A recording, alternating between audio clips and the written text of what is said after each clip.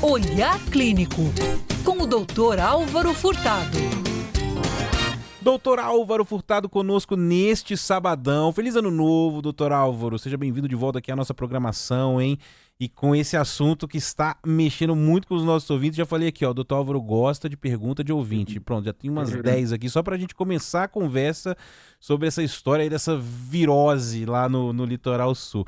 Bom dia. E virose geralmente é aquela coisa assim, quando a gente não sabe o que tem, fala que é virose, né? Mas é mais ou menos isso, né, doutor? Tá todo mundo tendo sintomas, mas ninguém sabe exatamente o que tá causando isso aí, né? Bom dia, Ivan. Feliz ano novo. Bom dia para todos os nossos ouvintes. É o assunto do começo do ano, do mundo da infectologia, né? Agora, pensa bem, Ivan. Você tá lá no Réveillon, esperando coisas boas, começar o ano, começar com dor de barriga, vomitando, diarreia.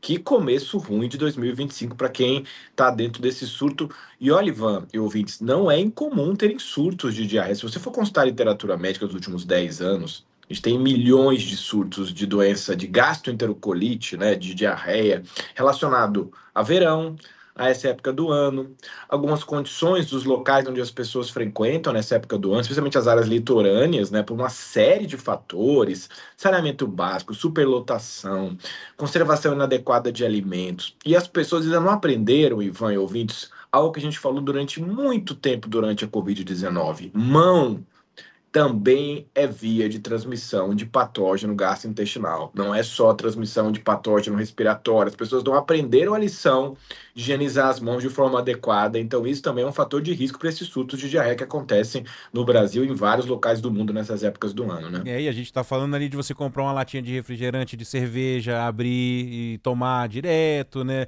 A gente não sabe de onde vem o gelo que tá ali no isopor do ambulante, Pois é. a Aquela comida. caipirinha, né, Ivan? A caipirinha que você É, tá lá na praia achando, o cara faz uma caipirinha, ó, vou usar água mineral. Aí ele bota um gelo que você não sabe de onde que vem a água desse gelo. E aí isso aí também é fator de risco para disseminação. E será que esse cara que está preparando os alimentos lá na praia, com hiperlotação de pessoas, ele está higienizando a mão de forma adequada?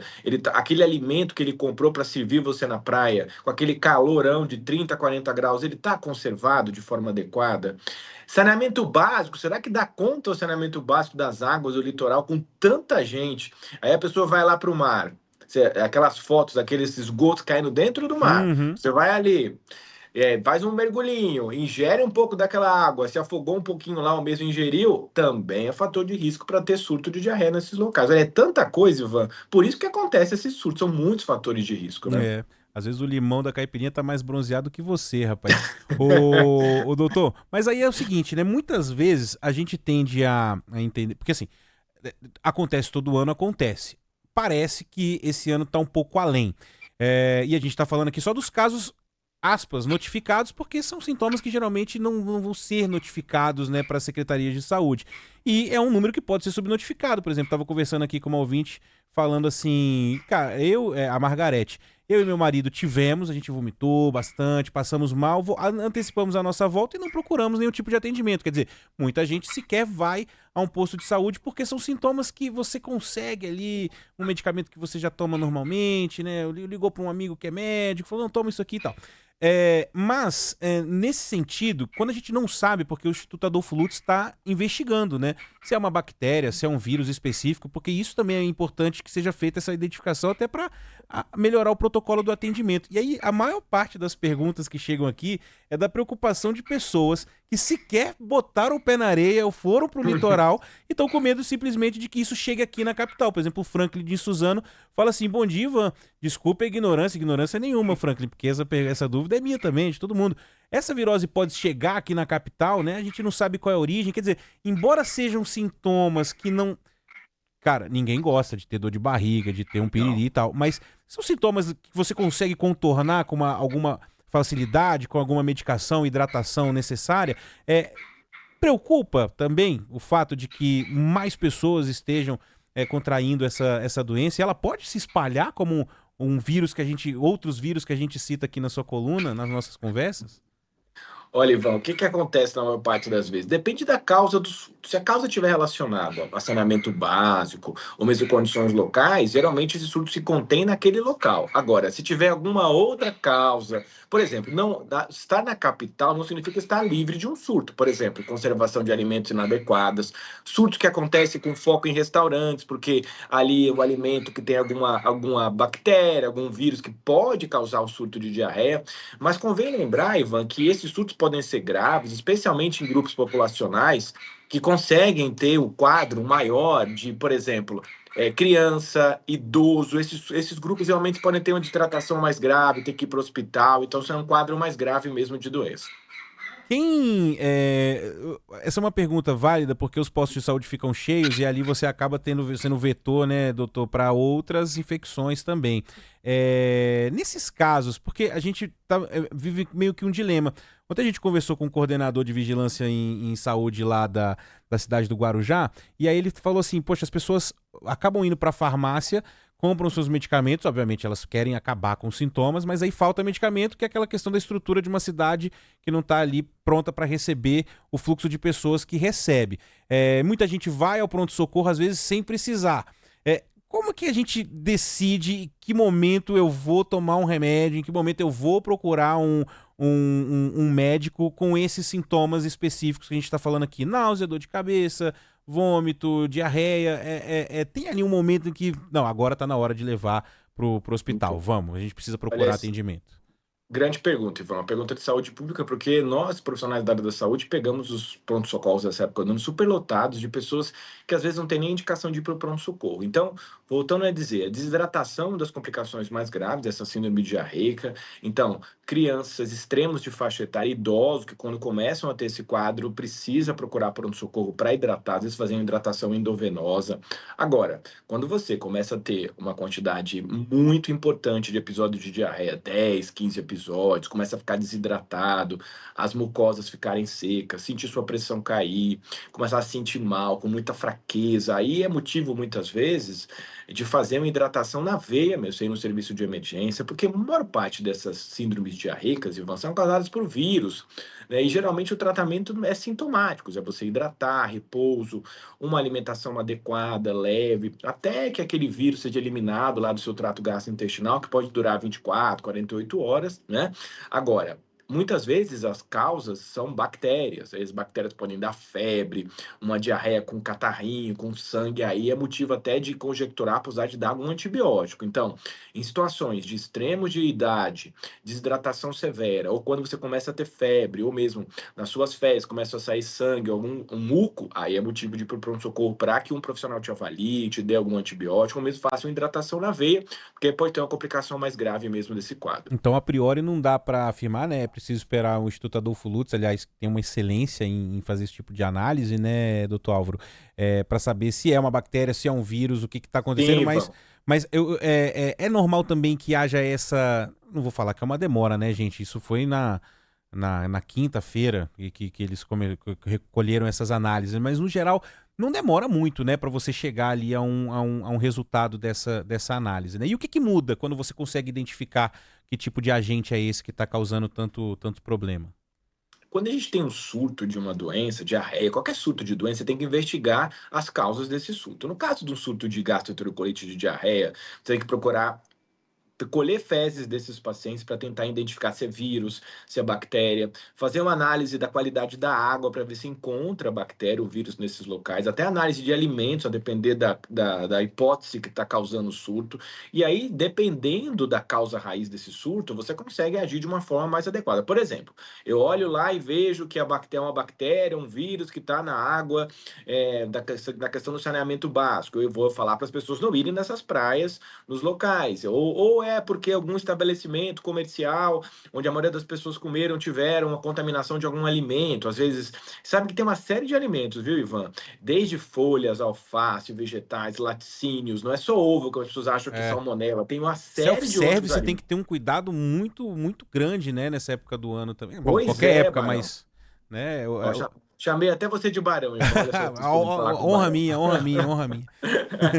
Então, Ivan, e já tem dados na literatura até de surtos que começam em restaurantes, que tem que a vigilância fechar restaurante, por exemplo, salmonela. Tem pessoas, Ivan, olha que interessantes, que são portadores assintomáticos de bactérias como salmonela. Você bota uma pessoa dessa para trabalhar num restaurante e ela não higieniza a mão de forma adequada, ela pode ser a causadora de surto de salmonela em alguns locais. Então, é muito sério a questão de você ter um restaurante, a questão do saneamento básico, a questão de planejamento estratégico nesses locais no final do ano, porque essa superlotação, as pessoas estão muito próximas, elas não higienizam a mão, muitas vezes, e o surto se espalha de pessoa a pessoa, não é de alimento só. Uma pessoa começa a ter e passa para outra dentro da casa, que passa para outra, então vai ampliando a cascata do surto, que começa através de um contato aí com alguma bactéria e vai se espalhando dentro da própria casa, porque as pessoas às vezes não têm esse hábito aí, vai no banheiro, não lava a mão, aí coloca a mão em superfície, em alimentos, isso aí tudo pode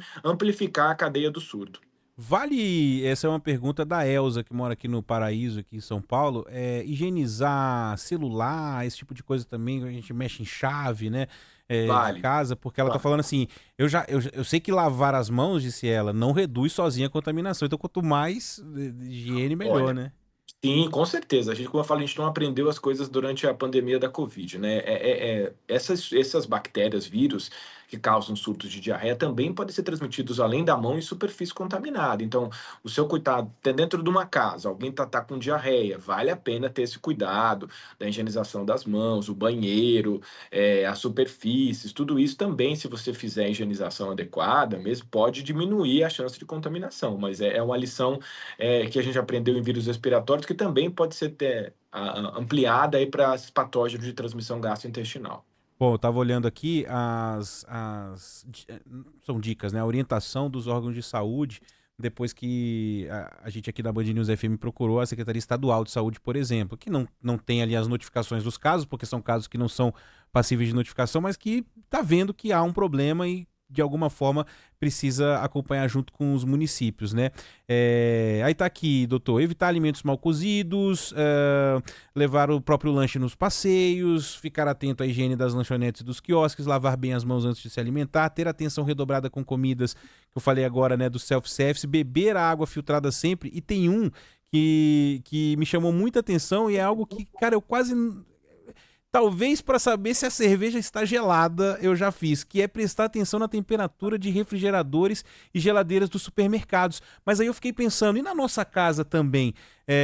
Será que as coisas estão sendo geladas normalmente? Porque mesmo de casa pode surgir, né? Mas essa é uma dica Claro. que eu nunca tinha visto e me chamou atenção, né? Prestar atenção na temperatura dos refrigeradores e geladeiras dos supermercados. Essa é uma boa Pois também, é. né? Pois é, sabe por que eu vou te falar isso, Ivan? Às vezes essa época do ano chove, tem queda de energia, e às vezes a conservação desses alimentos no mercado não é acaba tendo um escape, né?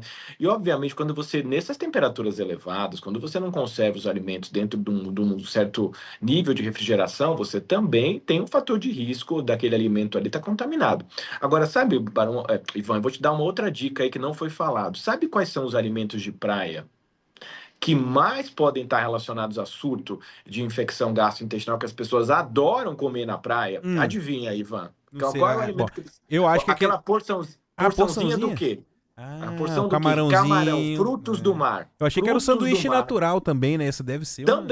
Também. Agora, Ivan, crustáceo, camarão, isso tem na literatura, se for consultar os trabalhos, está muito relacionado a surtos de doença diarreica. Então, você está lá na praia, eu sei que é maravilhoso naquela porçãozinha de camarão. Agora, dependendo da conservação, dependendo da origem desse crustáceo, também pode estar envolvido em surto de diarreia. Aliás, se você consultar aí, além de alface, além de rúcula, além até de algumas frutas, como morango, framboesa, tem realmente dados de bactérias como Escherichia coli, salmonela, então cuidado, você está ali, você não sabe, aquele vendedor que passa, a gente sabe até que ele pode estar fazendo tudo bonitinho, mas muito cuidado, porque você está comprando ali alguma coisa que pode ter bactéria, que pode ter vírus, então eu sei que é difícil que está ali todo mundo feliz, querendo comemorar, querendo comer ali na praia, mas cuidado, porque ali pode ser foco de vírus e de bactéria. Muito bem, doutor Álvaro, para a gente ir encerrando aqui, muita gente citando que em alguns restaurantes,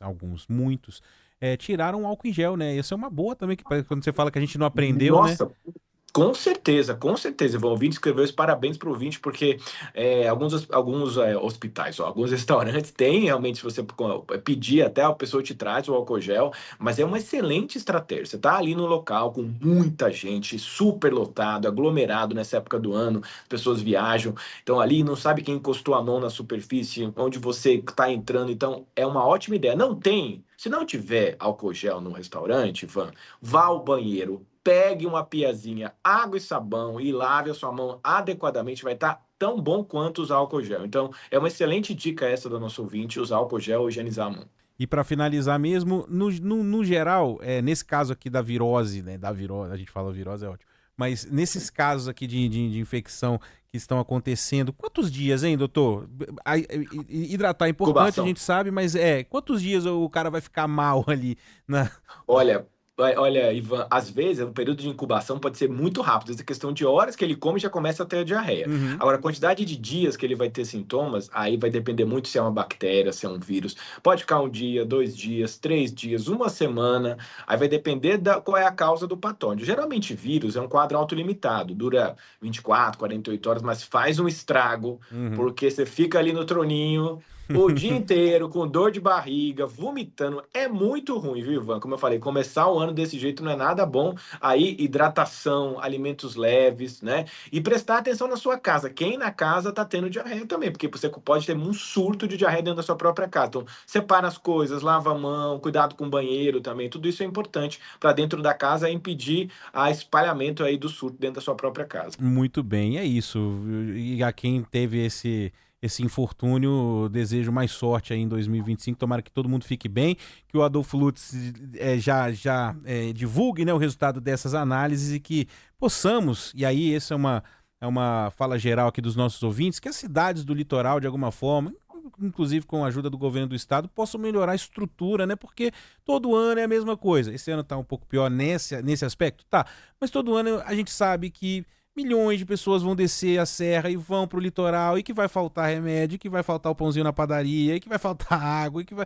Então, assim, falta um pouquinho também mais de estrutura de investimento para que essas, que são cidades turísticas e que são importantes para o nosso estado, né, doutor, possam receber todo mundo de uma maneira melhor. Então, melhoras para todo mundo aí, capricha no sal de frutas, na higiene das mãos, cuidado com o gelo da caipirinha, e vamos todo mundo para um 2025 mais tranquilo. Às vezes não começou bem, mas isso não significa que todo ano vai ser ruim, né, doutor Álvaro?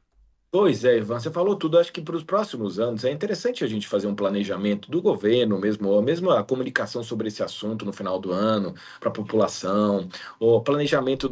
Eu sei que é difícil a gente planejar o número de pessoas nesses locais, realmente aumenta, mas acho que vale a pena se comunicar antes com a população, no mês de dezembro, nas últimas semanas, para que ela consiga fazer algumas estratégias para impedir, né, a contaminação individual, ou mesmo desses surtos aí, que são muito, muito chatos e atrapalham a qualidade de vida das pessoas numa época tão feliz do ano, que é quando a gente começa o nosso ano de 2025. É isso que a gente quer, comer bem, beber bem, né? É isso aí. Doutor Álvaro, um beijo pra você, bom 2025. Você volta aqui ao longo da nossa programação, os nossos ouvintes. Receba aqui também o nosso abraço, o abraço dos ouvintes da Band News FM. Obrigado, Ivan. Feliz ano novo para todo mundo. Muita saúde e ninguém com diarreia em 2025, por favor. Sem piriri em 2025. Sem piriri. Valeu. São 9h40.